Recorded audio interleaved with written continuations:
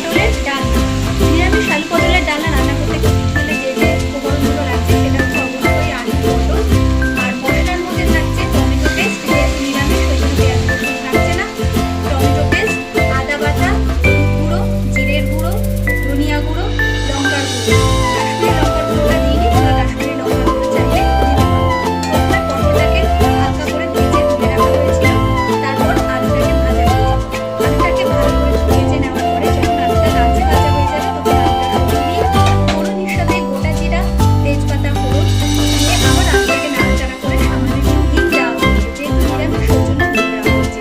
হিং দেওয়ার পরে আবার একটু নাড়াচাড়া করে যে মশলার মিশ্রণটা বানিয়ে রাখা হয়েছিল সেই মশলার মিশ্রণটা দিয়ে ভালো করে কষিয়ে তারপরে এতে পাশে দিয়ে রাখা গরম জল। সেটা আগেই বলেছি, গরম জল সবসময় রান্নার স্বাদ বাড়ায় আর রান্নাকে সেদ্ধ করতে সাহায্য করে। তা সেই গরম জল দিয়ে দেওয়া হয়েছে, গরম জল দিয়ে এখন ফুটতে দেওয়া হয়েছে।